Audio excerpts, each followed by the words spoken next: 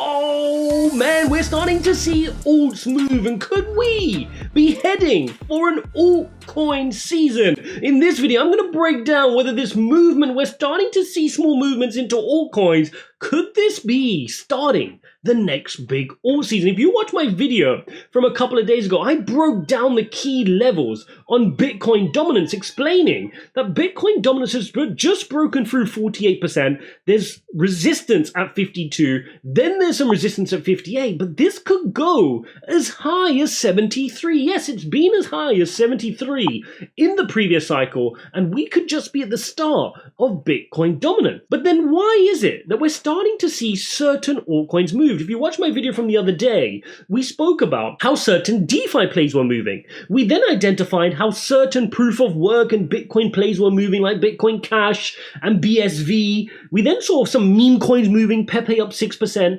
and you're seeing another narrative moving today, which is your layer 2 solutions. Yes, you're seeing Arbitrum move, you're seeing Optimism move, you're seeing Matic up a few percent here today. And we're starting to see that money is moving between these different narratives. Now, do I think that means we're heading into an alt season? Not just yet. I think some people are getting a little bit carried away, but that doesn't mean that I'm all in on Bitcoin only. You guys know I'm diversified across my portfolio. I hold Bitcoin as an anchor of my portfolio, and I hold the altcoins which I believe in. I don't personally believe in trying to time it. Now, there are some people here that would tell you to buy Bitcoin when it's Bitcoin season, sell out, and go into altcoins. I've yet to find one person that has done that successfully who is being honest about it. And if you take a look here at this index, you can see we're clearly in the depths of a Bitcoin season right now. Bitcoin has had its move, but there's one thing you need to understand. This money flowing into altcoins is also trading money, okay? There's a difference between hodling money and trading money. If you look at Bitcoin right now, let's jump into the Bitcoin chart. What do you notice? If I zoom down into the 4-hourly, Bitcoin has been consolidating. Ever since Bitcoin had its nice big move up here all the way to the top of our wedge, it's been consolidating. And what is it that traders don't like to do? They don't like to be in consolidating price action. They rather put their money to work in other altcoins. So they're happy to move it into Bitcoin Cash, into BSV, even into Pepe if they have to, because they want to make a return.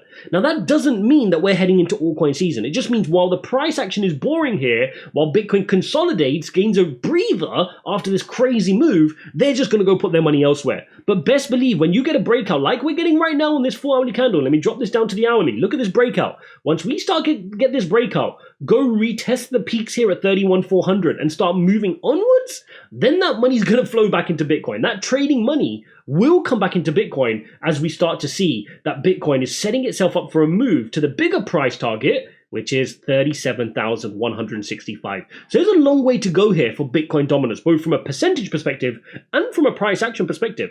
Everybody, pretty much everybody in this market is just waiting for Bitcoin to get to 37. And of course, the big cup and handle pattern, which we're monitoring, which takes you up to 45. Nobody wants to miss out on this move.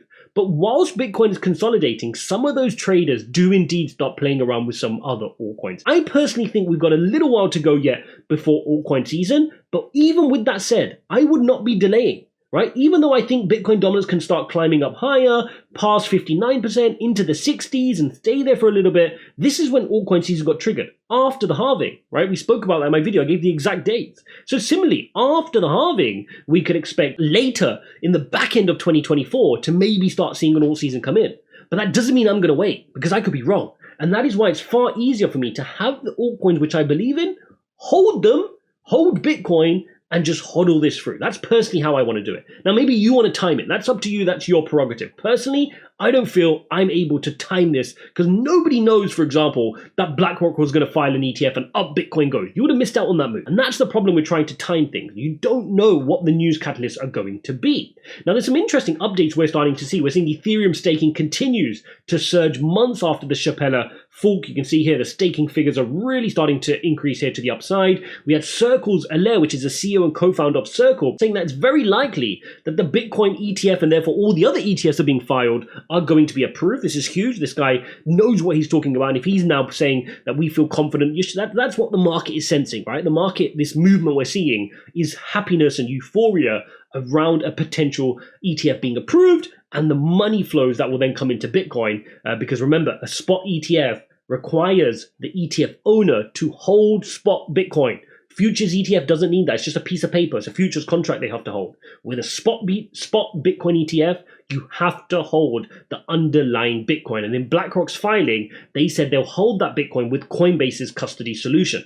Okay, so really important. Let's also take a look at the other thing which is moving the market right now, and that is our trusted dollar index. Let's jump into the dollar index, and you can see here the dollar index here on the weekly is forming a very important wedge. Now, for us to have a good time here on risk on assets, which of course Bitcoin is, we want to see a breakdown, right? There might be a little bit of consolidation here, but we do want to see a breakdown here, moving this price action down to the next support level, all the way down to 89 even, would be a huge, nice timing for Bitcoin to go on a crazy run. If we can do that, that's going to be a good step for Bitcoin.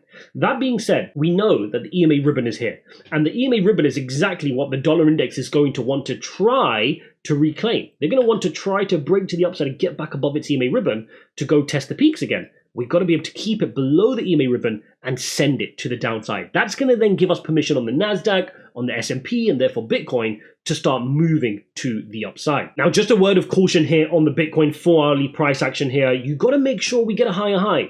We cannot afford here to just curl over.